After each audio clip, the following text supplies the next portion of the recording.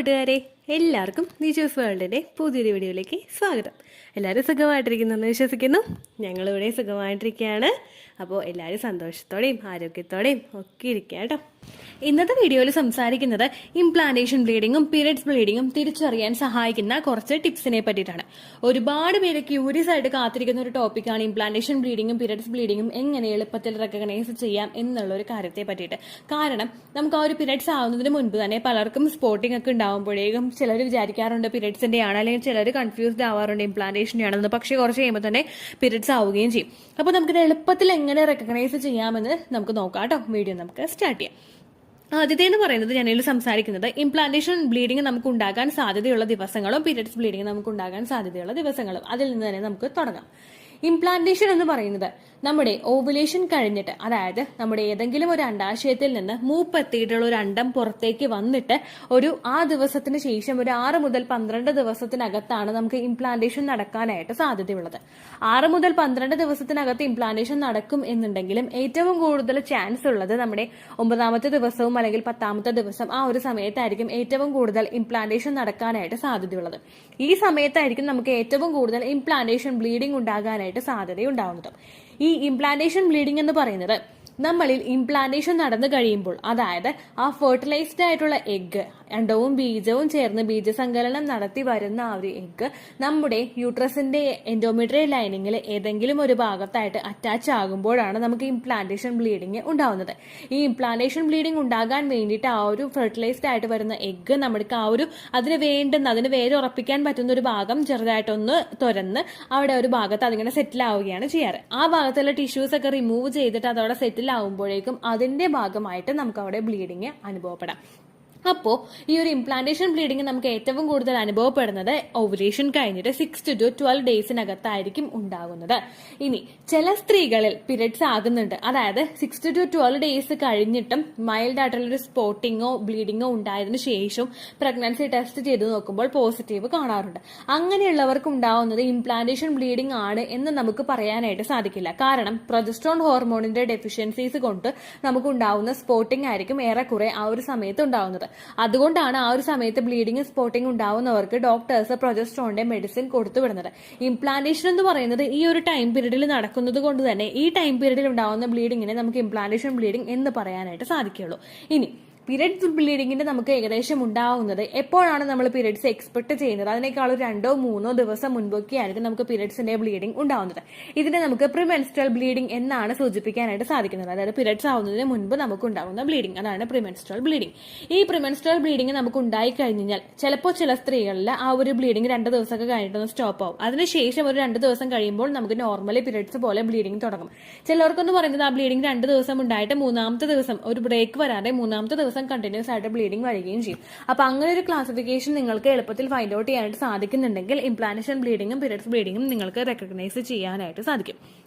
അടുത്തതെന്ന് പറയുന്നത് ഇതിന്റെ കളറാണ്. ഇംപ്ലാന്റേഷൻ ബ്ലീഡിംഗ് നമുക്ക് ഉണ്ടാകുന്നത് പിങ്ക് കളറിലോ അല്ലെങ്കിൽ ലൈറ്റ് ആയിട്ടുള്ള ബ്രൗൺ കളറിലോ ആയിരിക്കും. അതിനുശേഷം ഇത് നമുക്ക് നോർമലി പീരിയഡ്സിന്റെ ബ്ലീഡിംഗ് പോകുന്നത് പോലെ റെഡിലോട്ട് ട്രാൻസ്ഫോർമേഷൻ അവിടെ ഉണ്ടാവില്ല.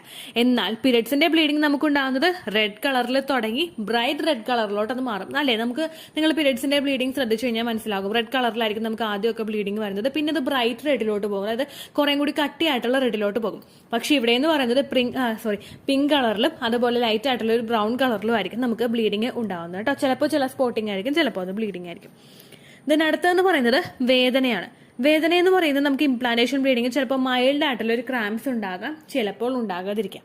ഇത് ചിലപ്പോൾ ഇംപ്ലാന്റേഷൻ ക്രാംസും ആയിരിക്കും. അതായത് ഇംപ്ലാന്റേഷൻ നടന്നിട്ട് ആ ഫെർട്ടിലൈസ്ഡ് ആയിട്ടുള്ള എഗ്ഗ് അവിടെ റൂട്ട് ഉറപ്പിക്കുന്നതിന്റെ ഭാഗമായിട്ട് അവിടെ ജസ്റ്റ് ഇങ്ങനെ സ്ട്രെച്ചിങ് ഉണ്ടാവുമല്ലോ, ആ സ്ട്രെച്ചിങ്ങിന്റെ ഭാഗമായിട്ട് നമുക്ക് ഉണ്ടാകുന്ന ക്രാംസ് ആയിരിക്കും ചിലപ്പോൾ ഇംപ്ലാന്റേഷൻ ക്രാംസ് ആയിട്ട് നമുക്ക് ആ ഒരു സമയത്ത് അനുഭവപ്പെടുന്നത്.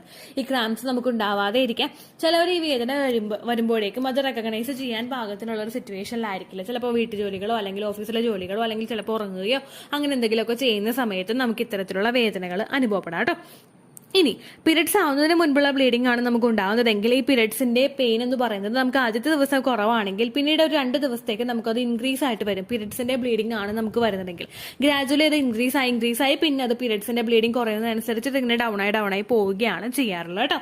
അപ്പൊ അങ്ങനെ നിങ്ങൾക്ക് ഇത് എളുപ്പത്തിൽ റെക്കഗ്നൈസ് ചെയ്യാനായിട്ട് സാധിക്കും.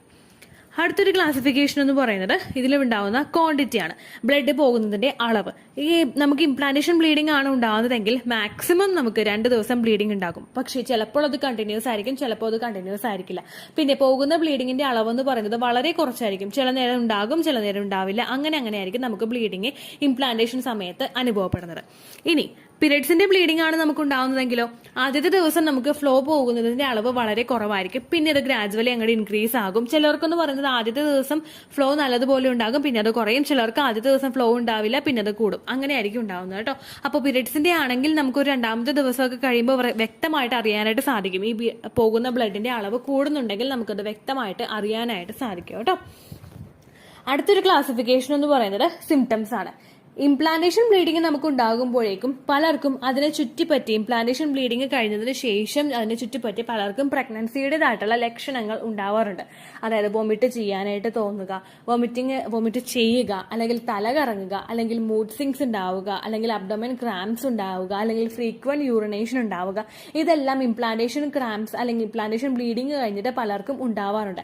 ചിലവർക്കൊക്കെ ഈ ഒരു സിംറ്റംസ് ഉണ്ടാവാറില്ല. ചിലപ്പോൾ പ്രഗ്നൻസി ടെസ്റ്റ് ചെയ്ത് നോക്കി പോസിറ്റീവ് ആയതിനു ശേഷം ഒക്കെ ആയിരിക്കും പലർക്കും ഇത്തരത്തിലുള്ള സിംറ്റംസ് സ്റ്റാർട്ട് ചെയ്യുന്നത്. ചിലർക്ക് വിത്ത് സിംറ്റംസ് ഉണ്ടാകാം, ചിലർക്ക് വിത്തൗട്ട് സിംറ്റംസും ഉണ്ടാകാം. അപ്പോൾ അങ്ങനെയും നമുക്ക് ഇംപ്ലാന്റേഷന്റെ സമയത്ത് ഉണ്ടാവാം കേട്ടോ. പീരിയഡ്സിന്റെ ആണ് നിങ്ങൾക്ക് ഉണ്ടാകുന്നതെങ്കിൽ സിംറ്റംസ് ഉണ്ടാവുന്നത് നമുക്ക് ആ ഒരു സമയത്ത് ബ്ലീഡിങ് പോകുന്ന സമയത്ത് നമുക്ക് സിംറ്റംസ് ഉണ്ടാകും. അതിനുശേഷം ഈ സിംറ്റംസ് നമുക്ക് കുറഞ്ഞു വരികയാണ് ചെയ്യാറ്. അതിനുശേഷം ബ്ലീഡിങ് നല്ലതുപോലെ കുറയുന്നതിനനുസരിച്ചിട്ട് നമുക്ക് സിംറ്റംസ് പോകും. ഈ പ്രിമെൻസ്ട്രൽ സിംറ്റംസ് ആയിട്ട് നമുക്ക് ഇതുപോലെ തന്നെ വോമിറ്റിംഗ് ടെൻഡൻസീസ് ഉണ്ടാകാം, തല കറങ്ങുന്നത് പോലെ ഉണ്ടാകാം, മൂഡ് സ്വിങ്സ് ഉണ്ടാകാം, അബ്ഡോമൻ ക്രാംസും ഉണ്ടാകാം നമുക്ക്. അതിനുശേഷം ഈ നിങ്ങൾക്ക് ബ്ലീഡിങ് വരുന്നുണ്ടെങ്കിൽ ബ്ലീഡിങ് വരുന്ന ദിവസങ്ങളിൽ നമുക്ക് ഈ ഒരു സിംറ്റംസ് ഉണ്ടായതിനു ശേഷം ബ്ലീഡിങ് ഗ്രാജുവലി കുറയുന്നതിനനുസരിച്ച് ഇത്തരത്തിലുള്ള നമുക്ക് സിംറ്റംസ് കുറയുകയാണ് ചെയ്യാറ്. പ്രിമെൻസ്ട്രൽ സിംറ്റംസ് ആണ് നിങ്ങൾക്ക് ഉണ്ടാവുന്നതെങ്കിൽ. ഇനി ഇംപ്ലാന്റേഷൻ സിംറ്റംസ് അല്ലെങ്കിൽ പ്രഗ്നൻസി സിംറ്റംസ് ആണ് നിങ്ങൾക്ക് ഉണ്ടായിട്ടുള്ളതെങ്കിൽ അതൊരു ഫസ്റ്റത്തെ ട്രൈമസ്റ്റർ വരെ നിങ്ങൾക്ക് ആ ലക്ഷണങ്ങൾ ഉണ്ടാകാം. കാരണം പ്രഗ്നൻസിയുടെ ലക്ഷണങ്ങളാണല്ലോ.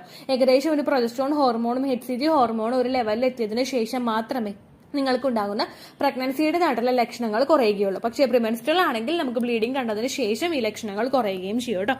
അപ്പോൾ ഇങ്ങനെയാണ് നമുക്ക് ഇംപ്ലാന്റേഷൻ ബ്ലീഡിങ്ങും അതുപോലെ തന്നെ പീരിയഡ്സിന്റെ ബ്ലീഡിങ്ങും എളുപ്പത്തിൽ റെക്കഗ്നൈസ് ചെയ്യാനായിട്ട് സാധിക്കുന്നത്.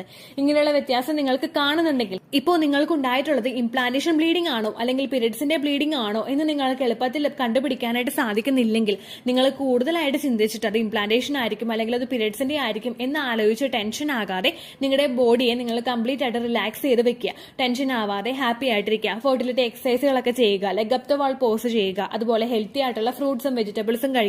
പുറത്തുനിന്നുള്ള ഭക്ഷണങ്ങൾ കംപ്ലീറ്റ് ആയിട്ട് അവോയ്ഡ് ചെയ്യുക. ഫിസിക്കൽ കോൺടാക്ട് ചെയ്യാതിരിക്കുക, ധാരാളം വെള്ളം കുടിക്കുക. ഇങ്ങനെയൊക്കെ ചെയ്യുമ്പോഴേക്കും നിങ്ങൾക്ക് ആ ഒരു പ്രഗ്നൻസിയെ പിടിച്ചു കെട്ടുന്നതിന് വേണ്ടിയിട്ട് അത് സഹായിക്കും. പ്രിമെൻസ്ട്രൽ സിംറ്റംസ് നിങ്ങൾക്ക് ഭയങ്കര വേഴ്സ് ആയിട്ട് ഉണ്ടാവുന്നുണ്ടെങ്കിൽ നിങ്ങളുടെ ലൈഫ് സ്റ്റൈലിൽ ചേഞ്ചസ് കൊണ്ടുവന്ന് നിങ്ങൾ നോക്കുക. ഹെൽത്തി ആയിട്ടുള്ള ഭക്ഷണങ്ങൾ കഴിക്കുക. വെയിറ്റ് ഗെയിൻ ഉണ്ടെങ്കിൽ, വെയിറ്റ് ഒരുപാടുണ്ടെങ്കിൽ അത് ലോസ് ചെയ്യാനായിട്ടുള്ള കാര്യങ്ങൾ നിങ്ങൾ ചെയ്യുക. ഹെൽത്തി ആയിട്ടുള്ള ഫുഡൊക്കെ കഴിക്കുക. അപ്പോൾ നിങ്ങൾക്ക് പ്രിമെൻസ്ട്രൽ സിംറ്റംസ് കുറഞ്ഞു കിട്ടുന്നതായിരിക്കും. അപ്പോൾ ഇത്രയേ ഉള്ളൂ വീഡിയോ. യൂസ്ഫുൾ ആയി കാണുമെന്ന് വിശ്വസിക്കുന്നു. യൂസ്ഫുൾ ആകുന്നുണ്ടെങ്കിൽ ലൈക്ക് ചെയ്യുക. അതുപോലെ തന്നെ ഫ്രണ്ട്സിനൊക്കെ ഷെയർ ചെയ്ത് കൊടുക്കാം കേട്ടോ. അപ്പോൾ അടുത്തൊരു വീഡിയോ ആയിട്ട് നമുക്ക് വീണ്ടും കാണാം. ബൈ.